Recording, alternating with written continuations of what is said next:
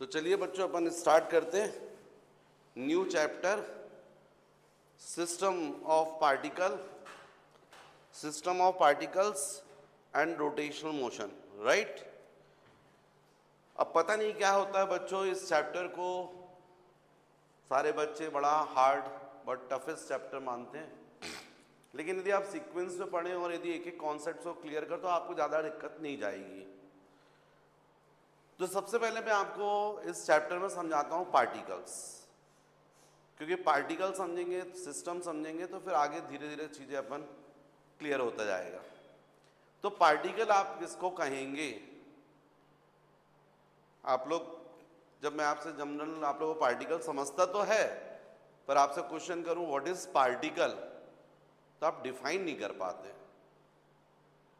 ऐसी बॉडी जिसका किस डेफिनेट मास हो पर साइज कैसा हो, निग्लिजिबल,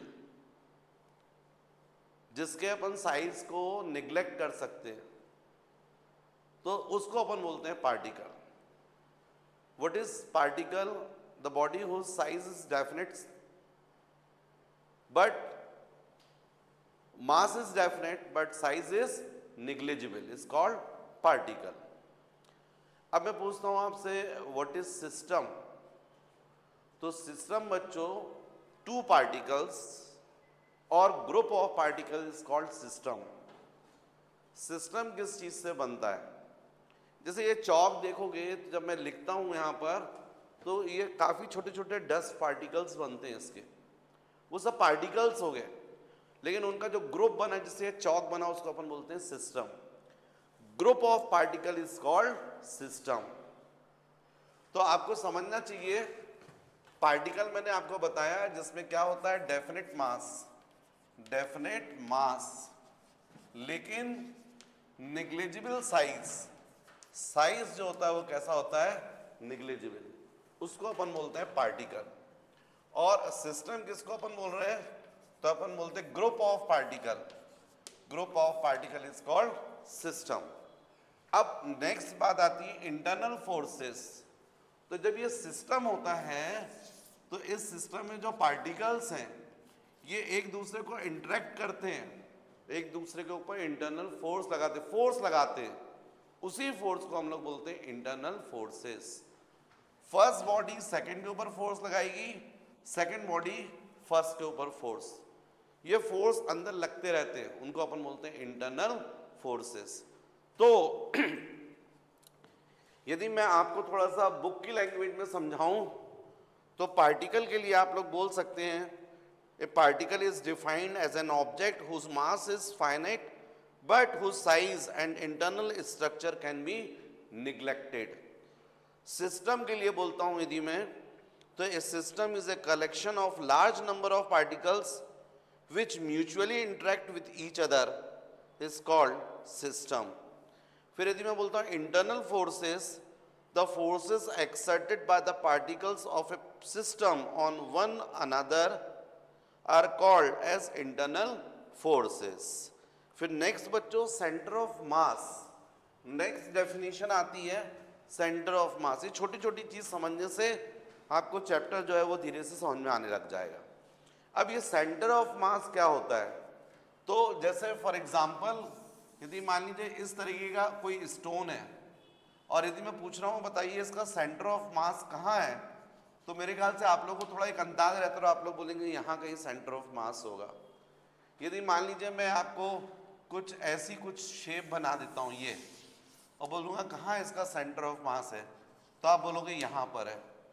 मतलब centre of mass means the point. कोई जरूरी नहीं है सेंटर ऑफ मास किसी बॉडी के सरफेस पर हो, आउटसाइड पर भी हो सकता है, पर ये ऐसा पॉइंट होता है जहां पर आप पूरी बॉडी को बैलेंस कर सकते हो। The point where the total mass of a body is suppose to be concentrated is called centre of mass. मतलब एक इमेजिनरी पॉइंट है जहां पर उस बॉडी का पूरा मास जो रहता है वो कंसंट्रेट रहता है, जहां अपन उस बॉडी को बैलेंस कर सकते हैं। जैसे मान लीजिए सपोज वेइंग मशीन, तराजू मान लीजिए आप, तो उसमें आप देखें तो आपको मान लो सेंटर ऑफ मास सेंटर पर रहता है, राइट। लेकिन एक 1 kg वेट जो है एक तरफ रख दिया जाए तो ऐसा वाला बैलेंस हो जाए, सेंटर ऑफ मास साइड में शिफ्ट हो गया, पर उतनी ही वेट की दूसरी चीज दूसरी तरफ रख दी जाए, फिर हॉरिजेंटल आ जाए, इंडिकेटर बिल्कुल ठीक बीच में, मतलब फिर से सेंटर ऑफ मास कहाँ पहुंच गया, सेंटर में। तो अब मैंने एक बात और बोली है, वो भी मैं समझाता हूँ।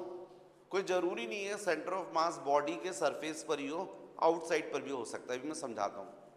पर यहाँ पर मान लीजिए कोई बॉडी ऐसी ली है जो सॉलिड है, स्टोन है, तो इसमें मान लीजिए सेंटर ऑफ मास यहाँ पर है, मतलब आपको दिख रहा है कि यहाँ पर जो पार्टिकल्स हैं वो ज़्यादा हैं और कम है, और यहाँ पर पार्टिकल ऐसे हैं, इतना एरिया ज़्यादा दिख रहा है और ये एरिया कम दिख रहा है, पर आपको दिख रहा है ये चौड़ा भी तो है, इसमें इतने पार्टिकल्स आ गए हैं जितने पार्टिकल्स यहाँ पर हैं, मतलब इस पॉइंट के अबाउट पार्टिकल्स का जो डिस्ट्रीब्यूशन माना जाएगा वो यूनिफॉर्म है, और इसलिए इस पॉइंट पर बॉडी मान लीजिए बैलेंस हो रही है, तो इसको अपन बोलेंगे सेंटर ऑफ मास।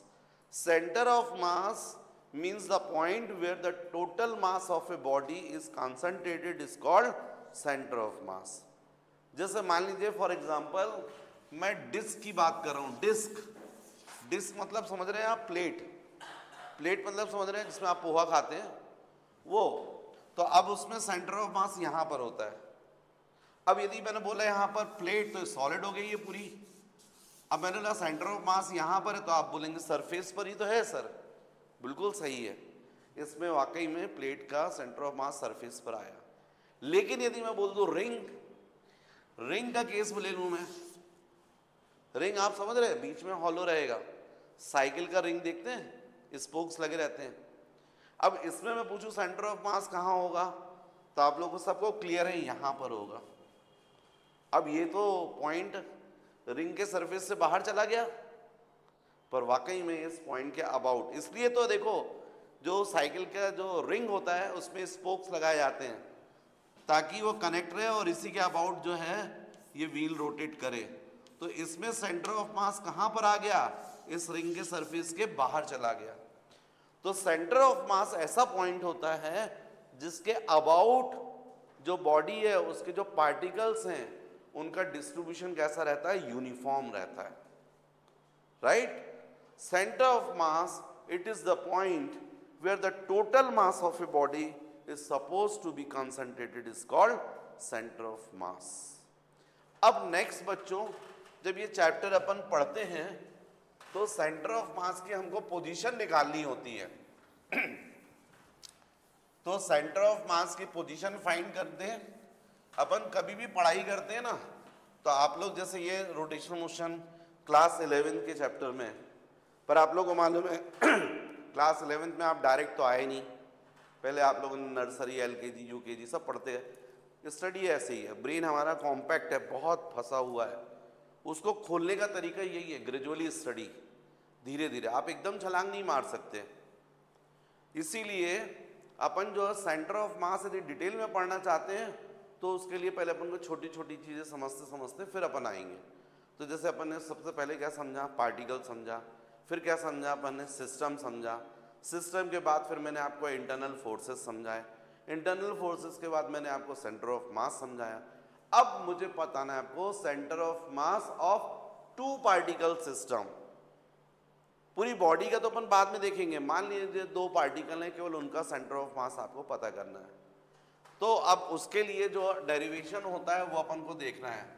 तो नेक्स्ट मैंने बोला centre of mass of two particle system.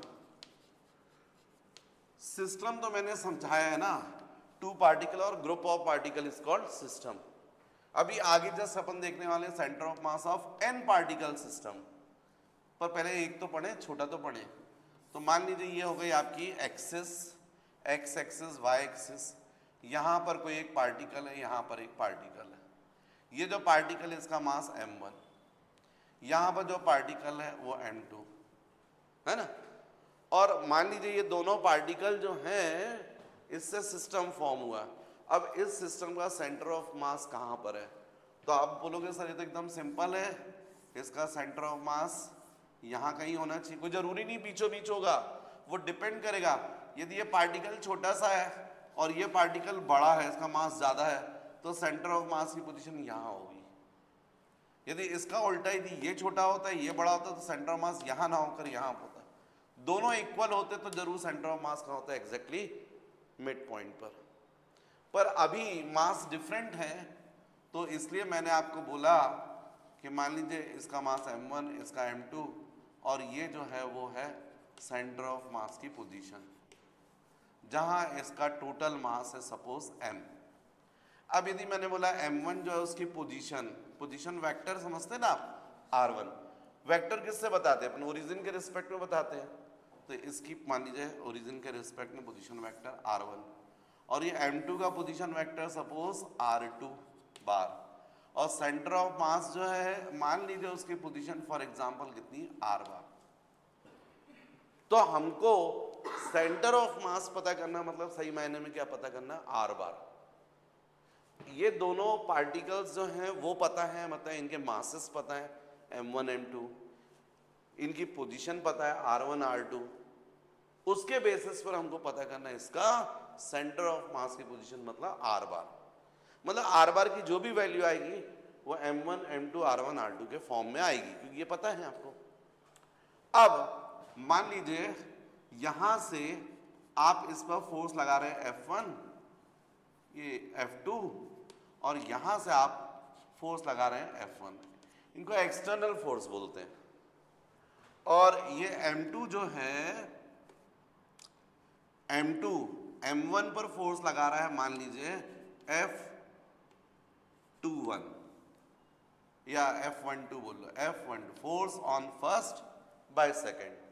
ऐसे यहां पर ये M1 M2 पर फोर्स लगा रहा है, इसको नेम दे दीजिए F21 force on second by first, ये इंटरनल फोर्स हो गया।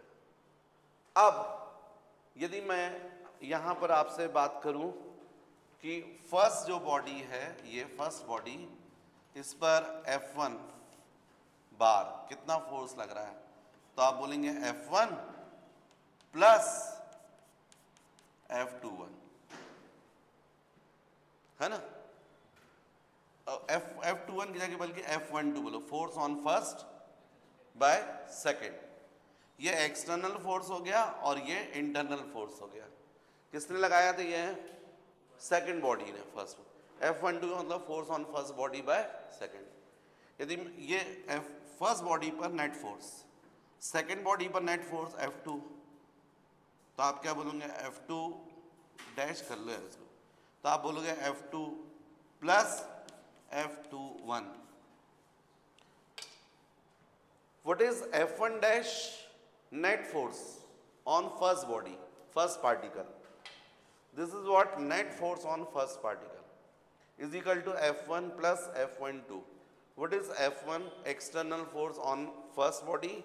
F12 internal force on first body by second. ये भी ऐसा हुआ। तो इस पूरे सिस्टम पर जो अपन बात करें तो नेट फोर्स कितना हुआ, F इज इक्वल टू, ये पूरा फोर्स किस पर माना जाएगा, पूरी बॉडी पर, मतलब कह सकते हो सेंटर ऑफ मास पर। तो F इज इक्वल टू आप बोलोगे F1 बार प्लस F12 बार प्लस F2 बार प्लस F21 बार, ऐसा बोलोगे आप, है ना। लेकिन आपको मालूम है F12 is equal to minus of F21। Every action has equal and opposite reaction. Internal force में ये फर्स्ट बॉडी ने सेकंड पर जितना फोर्स लगाया, सेकंड ने भी फर्स्ट पर उतना फोर्स लगा दिया। मतलब यदि इसको ट्रांसफर करोगे तो F12 plus F21 is equal two of 0, तो ये दोनों का तो क्या हो गया, 0। तो F इज इक्वल टू कितना आ गया, F1 प्लस F2, ऐसा आ गया। अब ये F बार क्या है, नेट फोर्स ऑन सिस्टम।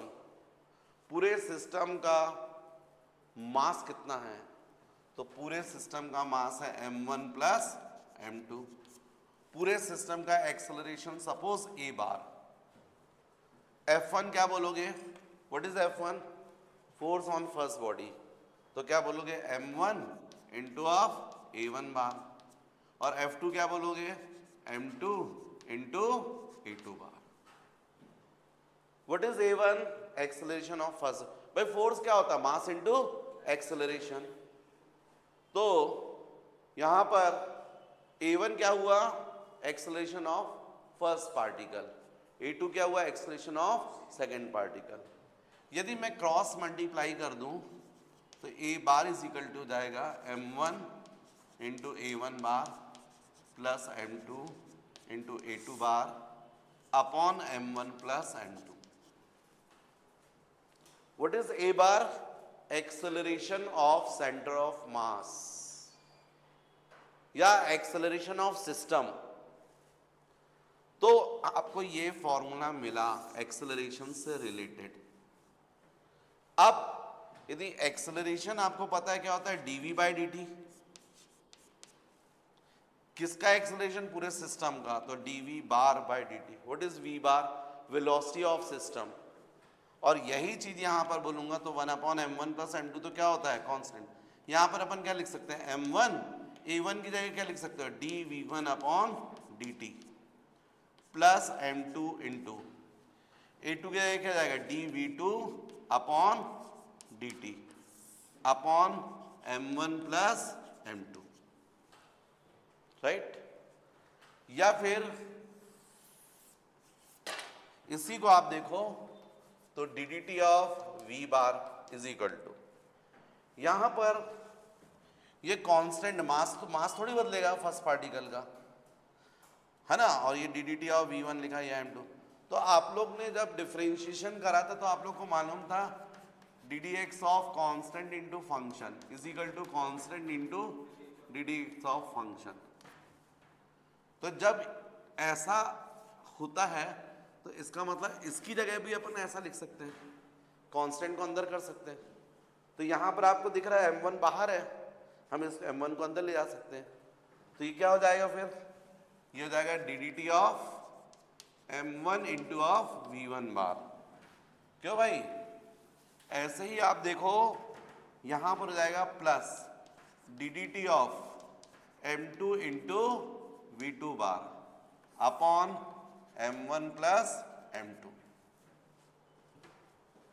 ये जो कांस्टेंट उसको अंदर ले गए, यहां भी कांस्टेंट को अंदर ले गए। अब आपको मालूम है ddx f1 प्लस f2 क्या होता है? ddx of f1 plus ddx of f2। मतलब ddx f1 plus ddx f2 को क्या लिख सकते हो आप? ddx of f1 plus f2। तो ये ऐसे तो लिखा है, ये ddx f1 और ये f2, तो इनको सबको कंबाइन कर सकते हो, तो लिख सकते हैं ddt v bar is equal to ddt of है ना, ये 1 बाय m1 प्लस m2 को अपन बाहर कर दें और ये पूरा क्या हो जाएगा? ddt of m1 v1 bar plus m2 v2 बार, ऐसा लिख सकते हैं। तो फिर यहां पर यदि ध्यान दें, यदि m1 प्लस m2 यहां बाहर ना लिख के अपन चाहते तो यहां लिख रहे थे, तो अब ये भी डिफरेंशिएशन, ये भी डिफरेंशिएशन, हटाओ डिफरेंशिएशन, तो v bar is equal to क्या जाएगा? m1 v1 bar plus m2 v2 bar upon m1 plus m2।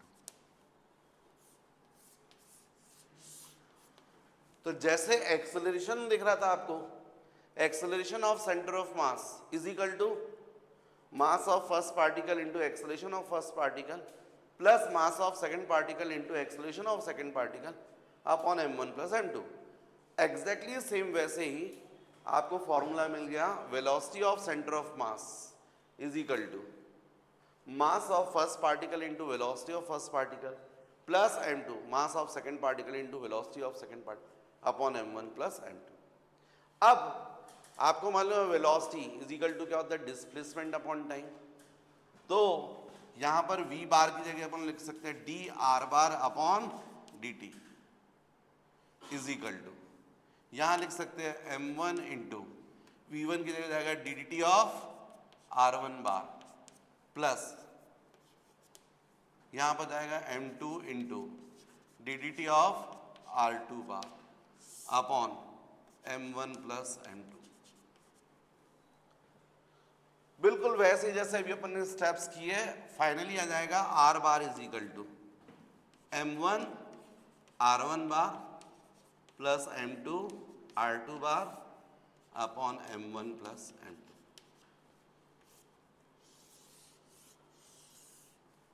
ये बता रहा है आपको position of centre of mass, या पोजीशन वेक्टर निकाल लिया अपन ने। तो कितना होगा m1 r1 bar plus m2 r2 bar upon m1 plus m2। What is m1 m2? masses of first particle and second particle. What is r1 and r2? position vector of first particle and position vector of second particle.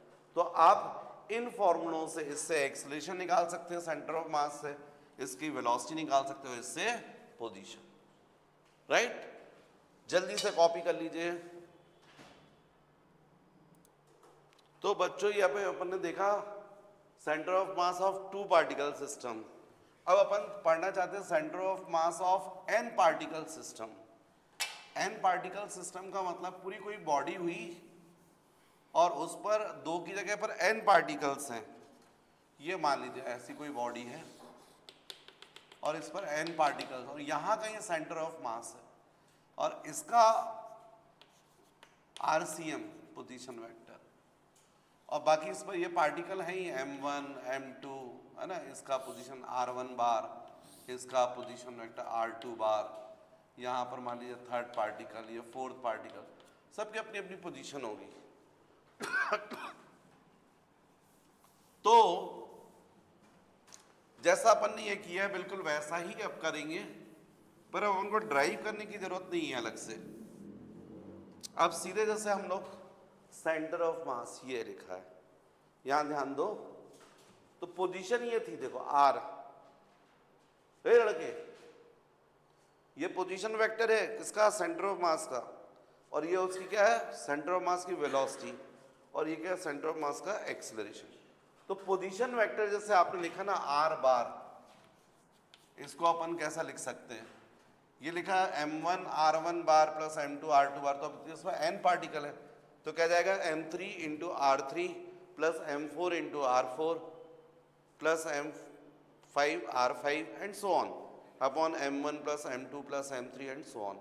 तो इसी चीज को अपन लिख सकते हैं summation of mr upon summation of m, ऐसा लिख सकते हैं, राइट? और यदि वेलोसिटी के लिए बात करोगे तो ये v बार हो जाएगा, तो जाएगा summation of mv upon summation of m। Acceleration ये लिखा है तो इसका जाएगा summation of ma upon summation of m। इस तरीके से ये बनेगा। अब यदि मैं आपको बोलूं कि यहां पर ये जो मैंने लिखा है इसको थोड़ा सा चेंज करते हैं, तो इसका मतलब क्या हुआ? इसका मतलब हुआ m1 r1 plus m2 r2 plus m3 r3 plus mn rn upon summation m का मतलब हो गया m1 plus m2 plus mn, सारे पार्टिकल्स का मास का समेशन। जैसा ये मैंने आपको पोजीशन वेक्टर के लिए बताया, सेम एक्चुअली में वेलोसिटी के लिए जाएगा। तो वेलोसिटी के लिए भी ऐसे जाएगा m1 v1 plus m2 v2 plus mn vn upon m1 plus m2 plus mn। इसी तरीके से ये जाएगा summation m1 a1 plus m2 a2 plus mn an upon m1 plus m2 plus mn, right? इसी चीज को समेशन जो है उसको अपन क्या बोलते हैं? इंटीग्रेशन। और ये समेशन m का मतलब टोटल मास, तो समेशन m को अपन क्या लिख सकते हैं? कैपिटल M भी लिख सकते हैं। कैपिटल M मतलब m1 plus m2 plus m3 and so on. तो यदि हम लोग चाहें तो इसको 1/M, और बाकी ये जो लिखा है उसका मतलब हो जाएगा integration of m into of r into D R, ऐसा भी आ जाएगा। मतलब यहाँ पर समीशन मतलब हमको क्या करना पड़ेगा, इंटीग्रेशन करना पड़ेगा, ऐसे यहाँ पर आ जाएगा। तो हम लोग इसको जो है इस तरीके से भी शो कर सकते हैं, ये आप लोग ध्यान दीजिए। बल्कि यहाँ मुझसे थोड़ा सा यहाँ पर मुझे r इंटू करना चाहिए था, r into of d m करना चाहिए था। ऐसे यहाँ पर 1/M into v into d m करना चाहिए था, यहाँ 1/M into a into d m करना चाहिए था, इस तरीके से। अच्छा, यदि ये बॉडी जो है 3D है, पूरा पत्थर है, इसका सेंटर ऑफ मास, अब इसमें मान लीजिए तीनों कोऑर्डिनेट है x y z, तो यदि केवल x बोलते हैं अपन x बार, तो क्या होता है summation of mx upon summation of m। जैसा ये चल रहा उसी बेसिस पर, मतलब क्या हो जाता है m1 x1 plus m2 x2 and so on mn xn upon m1 plus m2 mn। ये x1 x2 क्या है, तो जो फर्स्ट पार्टिकल है उसके भी तो तीनों कोऑर्डिनेट होंगे ना, x1 y1 z1। तो यदि अपन केवल x बताना चाहते हैं सेंटर ऑफ मास का x कोऑर्डिनेट, तो फिर ये हो जाएगा। y बताना चाहते हो यदि आप, तो जाएगा summation of my upon summation of m। z बताना चाहते हो तो summation of mz upon summation of m। तो इस तरीके से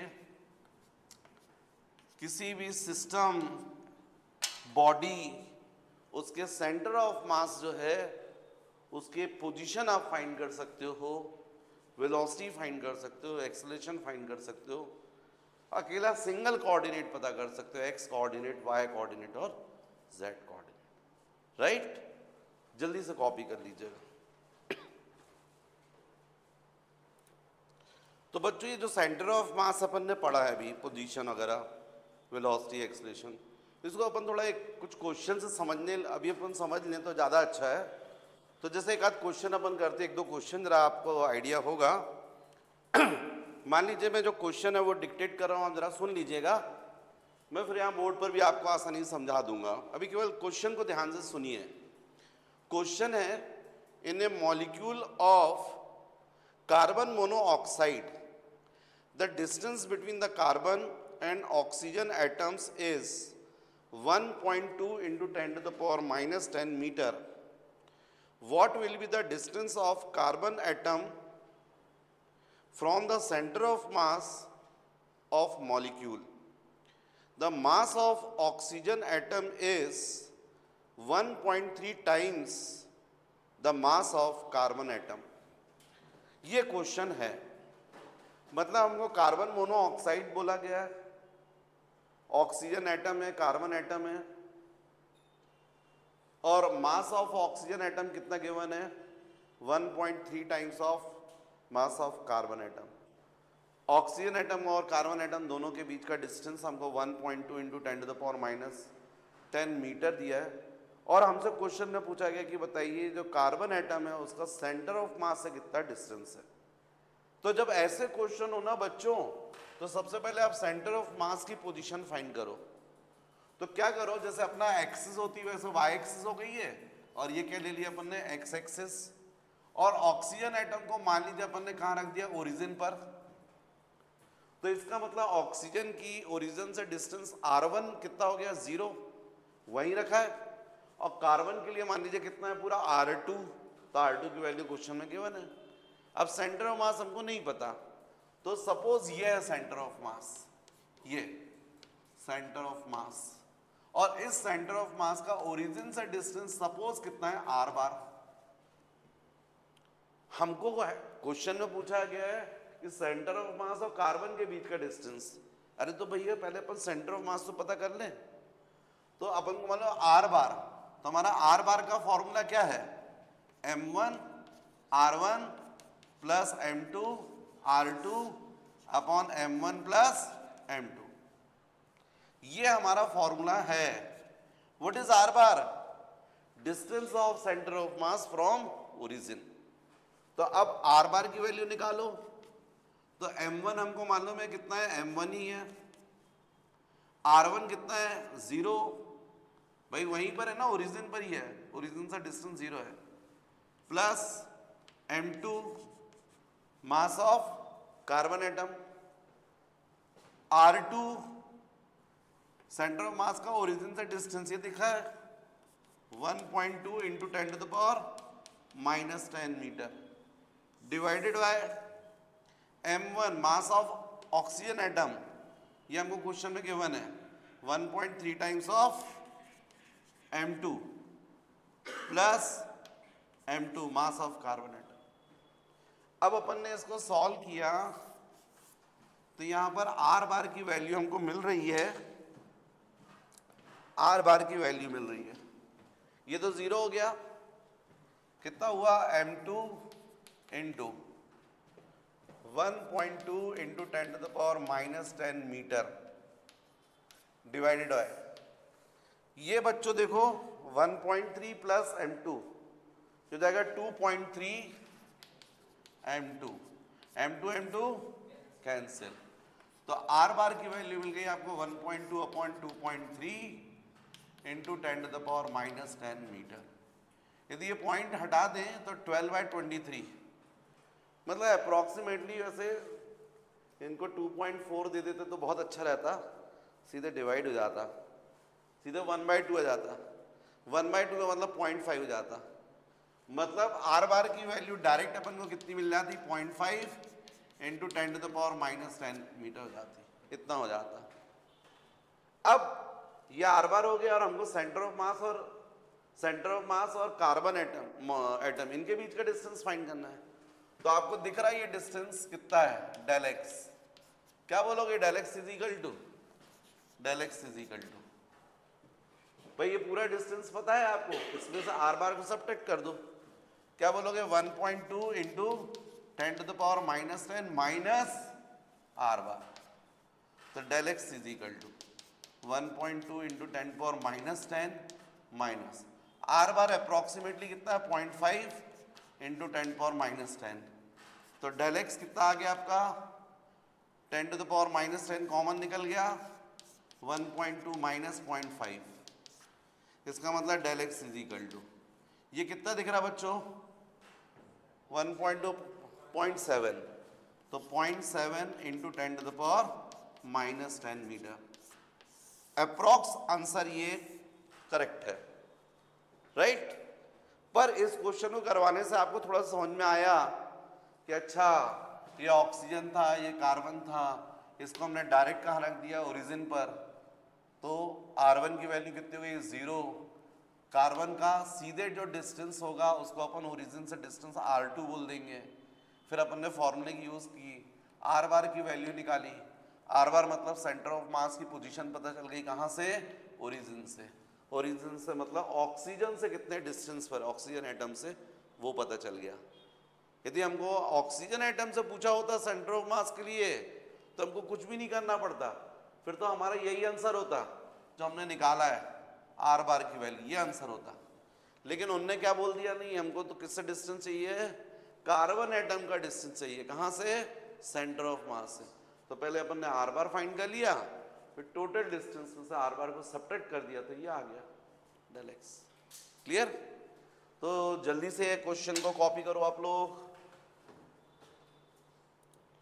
नेक्स्ट क्वेश्चन बच्चों बोर्ड पर है, हमको इसमें क्वेश्चन में बोला गया है 3 masses 2 kg, 3 kg and 4 kg are located at the corners of an equilateral triangle of side 1 meter.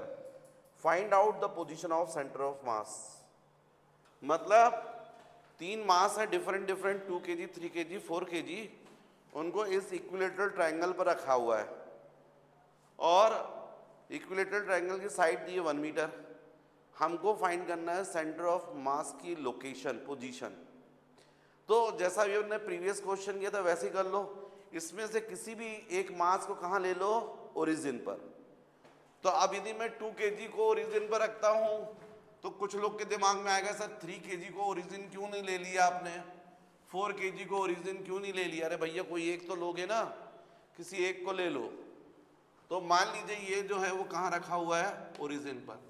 तो अब यहाँ पर आप ऐसा और ऐसा, ये एक्स एक्सिस हो गई आपकी और ये क्या हो गई, वाई एक्सिस।